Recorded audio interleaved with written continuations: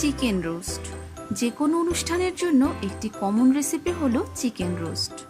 বিয়ে বাড়ির চিকেন রোস্টটা আমাদের সকলের প্রিয়, কিন্তু বাসায় করলে ঠিক বিয়ে বাড়ির বাবুর্চিদের মতো টেস্টটা হয় না, রাইট?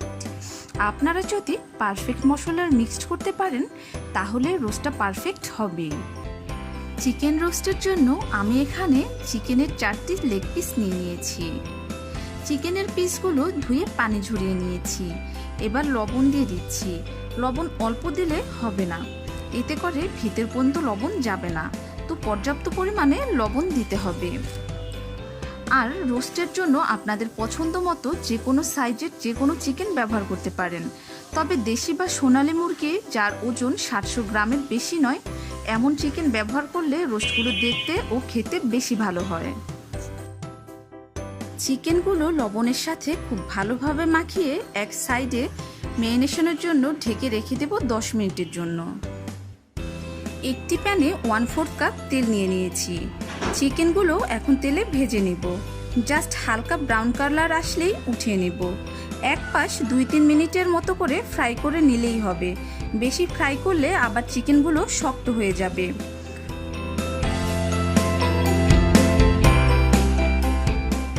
এখন উল্টে দিচ্ছি।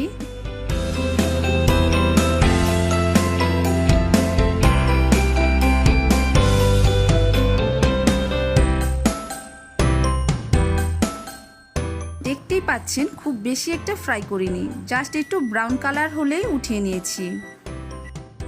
ফ্রাই করার এক্সট্রা তেলে দিয়ে দিচ্ছি 1 টেবিল চামচ ঘি। এখন দিয়ে দিচ্ছি একটা তেজপাতা, 2 টুকরো দারচিনি, 2টা এলাচ। এখন এগুলো একটু তেলের ভিতরে ফ্রাই করে নিব। এবার দিয়ে দিচ্ছি 1/2 কাপ পরিমাণ পেঁয়াজ কুচি।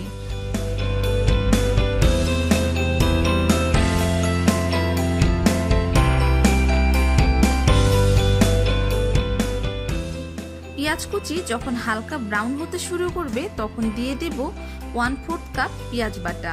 দিয়ে দিচ্ছি 1/2 চা চামচ রসুন বাটা, 1/2 চা চামচ আদা বাটা, 1/4 চা চামচ ধনিয়ার গুঁড়া ও 1/4 চা চামচ জিরার গুঁড়া।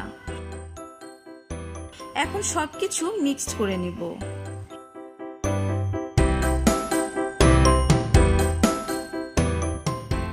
দিয়ে দিচ্ছি 1.5 টেবিল চামচ টক দই, 1 টেবিল চামচ কাজু বাদাম বাটা, মরিচের গুঁড়া 1/2 চা চামচ। রোস্টের ক্ষেত্রে খুব বেশি ঝাল ভালো লাগে না, তাই আমি এখানে মরিচের গুঁড়া 1/2 চা চামচ পরিমাণ দিয়েছি।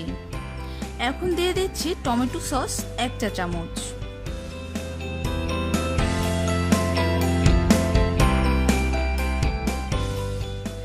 এখন আবার সবকিছু ভালোভাবে মিশিয়ে নিয়ে দিয়ে দিব স্পেশাল মশলার 1/2 চা চামচ পরিমাণ। রোস্টেড স্পেশাল মশলা বানানোর জন্য আমি জয়ফলের অর্ধেকটা নিয়ে নিয়েছি, জয়ত্রী 2-3টা, দারচিনি 3টা, সাদা এলাচ 10-12টা, সাদা গোলমরিচ 20টার মতো রয়েছে। আপনারা যদি কালো গোলমরিচ ব্যবহার করেন তাহলে পরিমাণে একটু কম নেবেন। আর নিয়ে নিয়েছি একটি কালো এলাচ।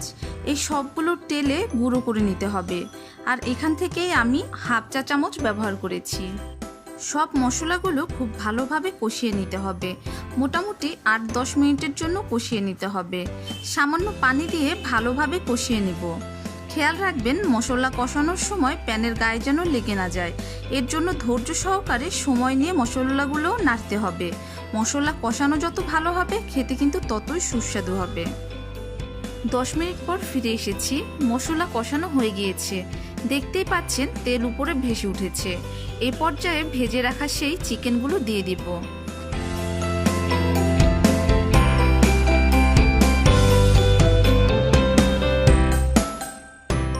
আর দিয়ে দেব স্বাদ মতো লবণ।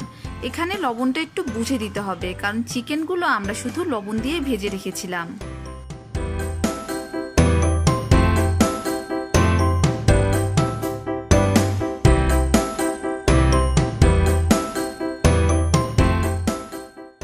চিকেনগুলো সেদ্ধ হওয়ার জন্য দিয়ে দিচ্ছি 1/2 কাপ পরিমাণ পানি।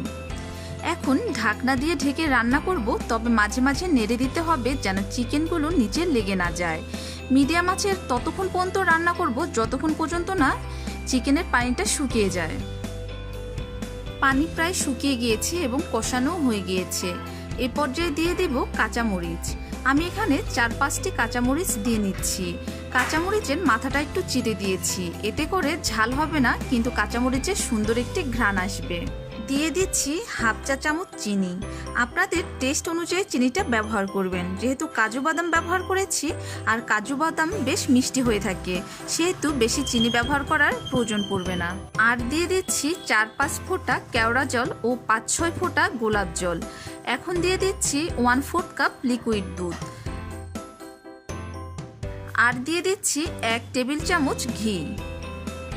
এখন সব কিছু নেড়ে মিশিয়ে ঢেকে রান্না করব 5-7 মিনিটের মতো। এই পর্যায়ে চুলার জালটা মিডিয়াম থাকবে।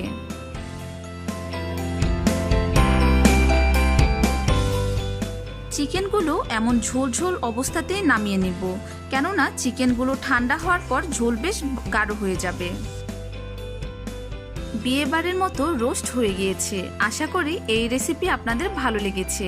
আমার রেসিপির উপর আস্থা রেখে একবার ঘরে করে দেখেন, গ্যারান্টি দিয়ে বলছি আমার এই রেসিপিটি আপনাদের খুব ভালো লাগবে।